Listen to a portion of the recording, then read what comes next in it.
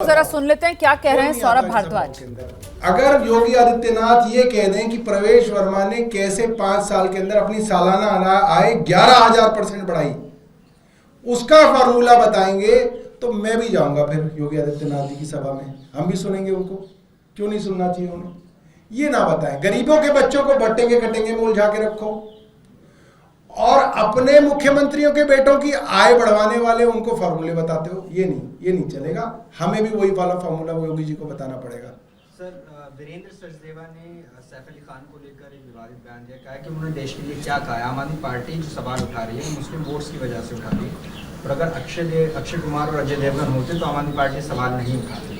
अब देखिए, मुझे नहीं पता कि उसने देश के लिए क्या किया है नहीं किया है, मगर उनकी पत्नी के दादा की बरसी में ये जो वीरेंद्र सचदेवा हैं इनके दादा गए थे और फोटो में 2 ही लोग बार बार दिखाए जा रहे थे। कभी सैफ अली खान दिखाए जा रहे थे, कभी ये जो है वीरेंद्र सचदेवा के दादाजी दिखाए जा रहे थे। वो सबने देखी है वो वीडियो, मोदी जी ने ट्वीट की है खुद। वो बता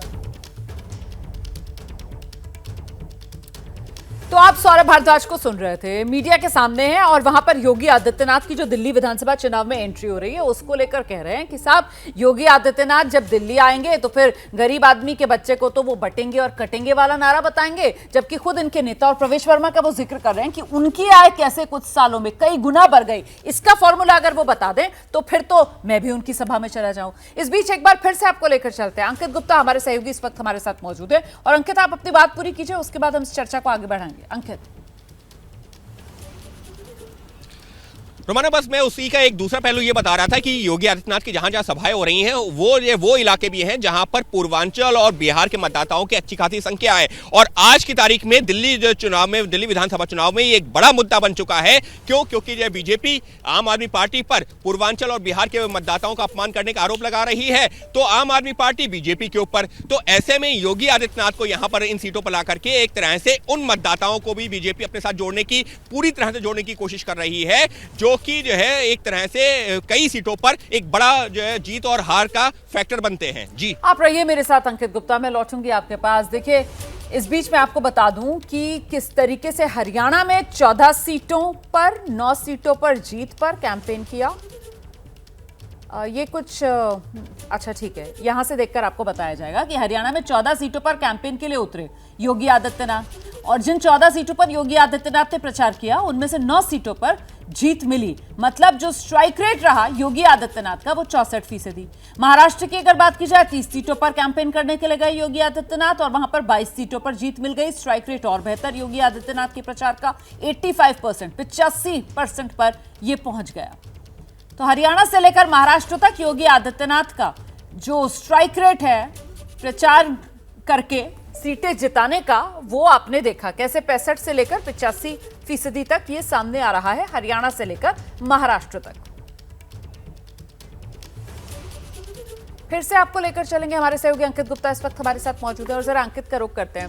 अंकित, जिस तरीके से हरियाणा चुनाव उसके बाद महाराष्ट्र चुनाव, तो ये एक तरीके से tried and tested formula BJP का विनिंग फॉर्मूला भी इसको कहा जा सकता है कि योगी आदित्यनाथ को जहां जहां प्रचार के लिए उतारा वहां वहां बीजेपी को शानदार रिजल्ट मिले, और इसीलिए दिल्ली विधानसभा चुनाव में भी वो हिंदुत्व के चेहरे के तौर पर योगी आदित्यनाथ को ही कमान दे रही है पार्टी। निश्चित तौर पर रोमाना, इसमें कोई दो राय नहीं। आपने खुद आंकड़े बताए कि किस तरीके से हरियाणा में जो है 64% और महाराष्ट्र में 85% का जो है एक तरह से स्ट्राइक रेट रहा है जहां जहां पर योगी आदित्यनाथ ने रैलियां की हैं। और रोमाना, यहां पर तो ये भी बताना जरूरी है दर्शकों को कि देखिए, बीजेपी के स्टार प्रचारकों की एक लंबी सूची होती है, लेकिन जो सबसे ज्यादा डिमांड होती है प्रधानमंत्री नरेंद्र मोदी की, दूसरे नंबर पर जो है गृह मंत्री अमित शाह और जो उसी के साथ में योगी आदित्यनाथ की। तो ये वो 2-3 बड़े चेहरे हैं जिनकी हर जो है उम्मीदवार चाहता है कि उनके इलाके में करके अगर चुनाव प्रचार कर दे तो वो मानते हैं कि उनका काम काफी आसान हो जाएगा। और क्योंकि दिल्ली एक ऐसा जो है क्षेत्र है जहां पर जो है पूर्वांचल के लोग बड़ी संख्या में, बिहार के लोग बड़ी संख्या में हैं। तो ऐसे में योगी आदित्यनाथ को उन इलाकों में भेज करके जहां पर इनकी जो एक डिसाइसिव मैंडेट ये देते हैं, उन इलाकों में भेज करके बीजेपी ये सुनिश्चित करना चाहती है कि एक तरफ तो पूर्वांचल और जो बिहार के जो मतदाता हैं वो बीजेपी के साथ इंटैक्ट रहे, क्योंकि पिछले जो कुछ चुनावों में वो आम आदमी पार्टी की तरफ गए थे, लेकिन लोकसभा चुनावों में देखा गया कि वो मतदाता बीजेपी के साथ जुड़े हैं। तो बीजेपी की कोशिश ये है कि पूर्वांचल और बिहार के मतदाताओं को अपने साथ इंटैक्ट रखा जाए, और उसी के साथ ही में जिस बात का आपने जिक्र किया ना, ध्रुवीकरण की राजनीति, तो योगी आदित्यनाथ जहां कहीं भी जाते हैं उनकी जो आक्रामक शैली है वो निश्चित तौर पर जो एक वर्ग जो मतदाता है वो जो बीजेपी के साथ जोड़ने में मदद करती है, और बीजेपी की यही रणनीति है। जी,